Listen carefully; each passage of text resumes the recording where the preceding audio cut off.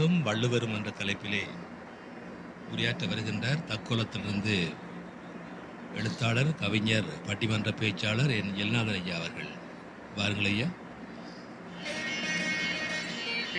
அமுதே வருவாய் நிறைவாய் தருவாய்.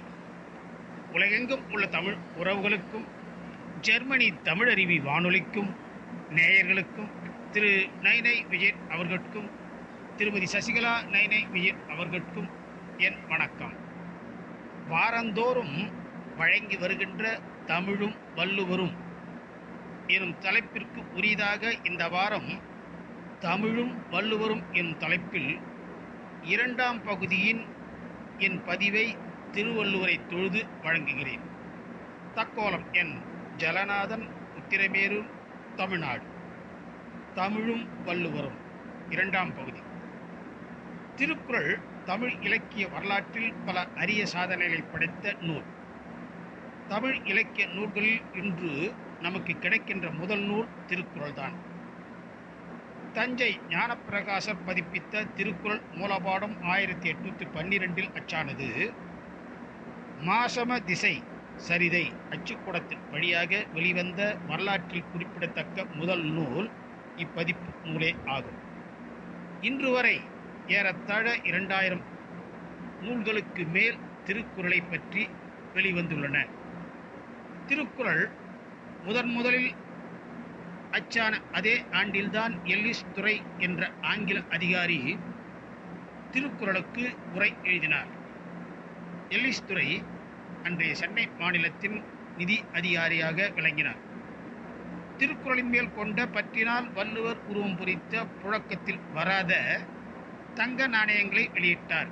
அந்நாணயங்கள் சிலவற்றை அலக்குடி ஆறுமுக சீதாராமன், ஐராவதம் மகாதேவன் ஆகிய இருவரும் கண்டெடுத்து உள்ளனர் என்ற குறிப்பு உள்ளது. 1800 ஆண்டுகளில் கொடிய குடிநீர் பஞ்சம் ஏற்பட்ட போது நகரில் பல கிணறுகளை வெற்றி கிணற்றின் உட்புறச் சுவர்களில் திருக்குறளின் வான் சிறப்பை கல்வெட்டில் பதியச் செய்தவர் எல்லிஸ் துரை என்ற ஆங்கில அதிகாரி.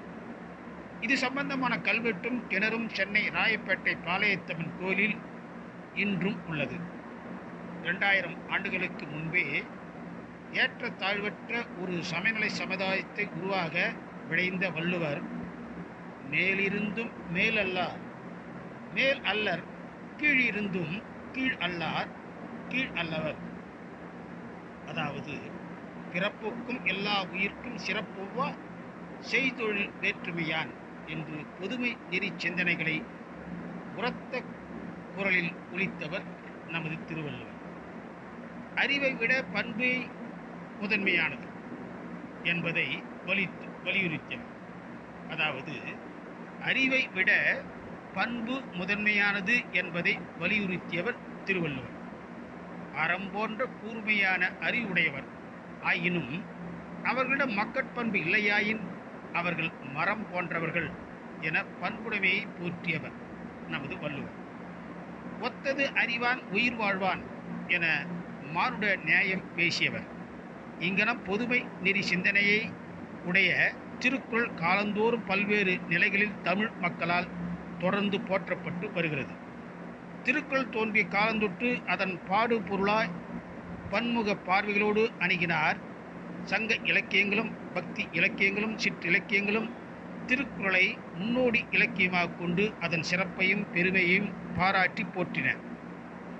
தமிழ் சமயந்தோறும் நின்ற தையலாக போற்றினர். திருக்குறளும் சமயந்தோறும் நின்று அனைவரும் பாராட்டி போற்றும் நூலாக அமைந்துள்ளது. மேலை நாட்டு அறிஞர் பெருமக்களும் திருக்குறளின் பெருமையை உணர்ந்து திருக்குறளை தத்தம் மொழியில் மொழிபெயர்த்தனர். வீரமாமுனிவர் முதல் இரு பால்களையும், அதாவது அறத்துப்பால் பொருட்பால், லத்தீன் மொழியில் மொழிபெயர்த்தார். வீரமாமுனிவருக்கு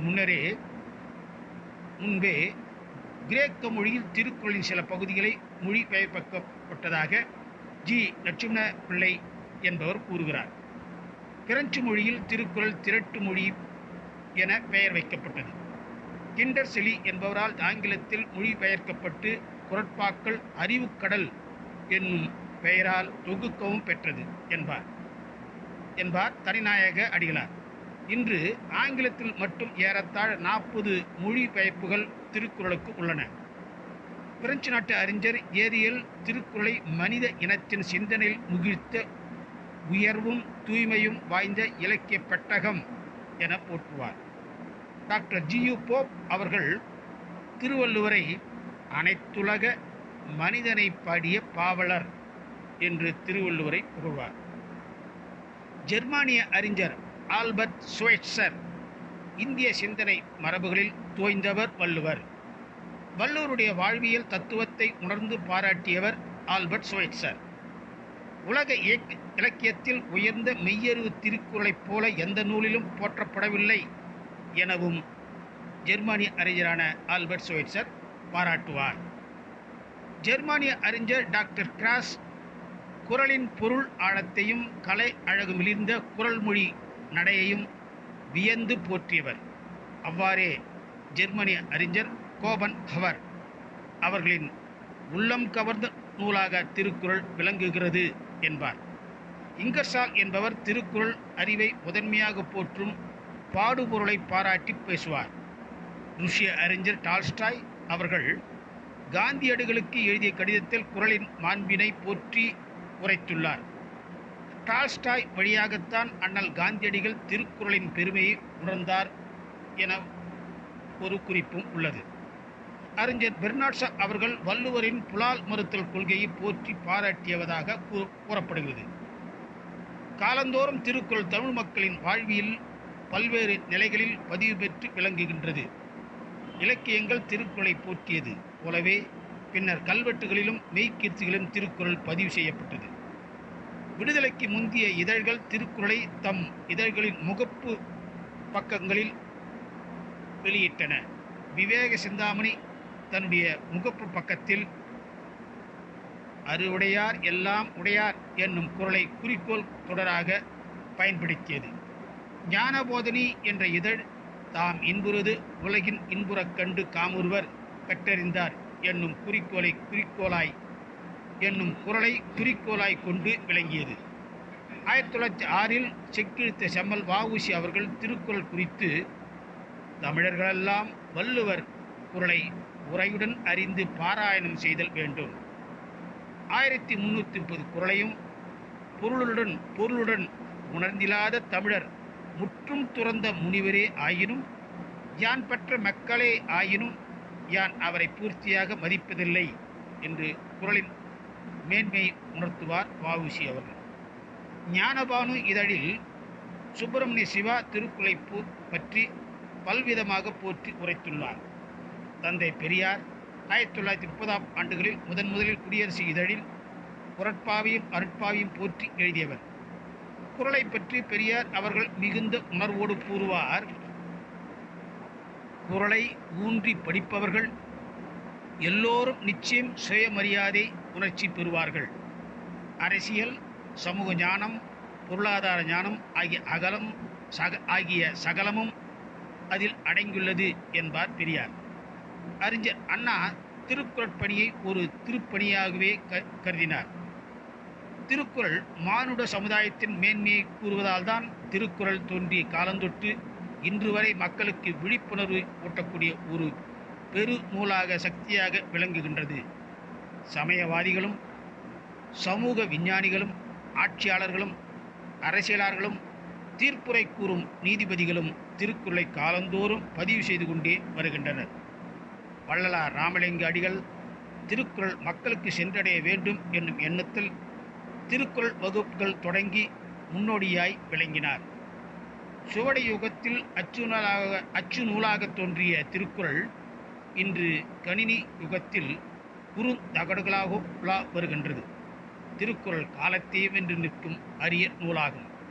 இந்த அளவில் தமிழும் வள்ளுவரும் 2ஆம் பகுதியை நிறைவு செய்து இனி வாரந்தோறும் தமிழும் வள்ளுவரும் எனும் தலைப்பில் வழங்கி வருவதற்கு வாய்ப்பளித்த நமது ஜெர்மனி தமிழறி வானொலிக்கு நன்றி, வணக்கம். தக்கோலம் என் ஜலநாதன், உத்திரமேரூர், தமிழ்நாடு, சங்கத்தமிழ் இலக்கிய பூங்கா. சிறப்பாக திருக்குறள் பற்றியும் திருக்குறள் குறித்து மேலை நாட்டு அறிஞர்கள் எழுதியவற்றையும் சிறப்பாக தந்திருந்தார். தக்கோலத்திலிருந்து என் ஜெல்நாதர் ஐயா அவர்கள். நன்றிகள் ஐயா, மீண்டும் மீண்டும் இணைந்து சிறப்பியுங்கள். நன்றி, வணக்கம்.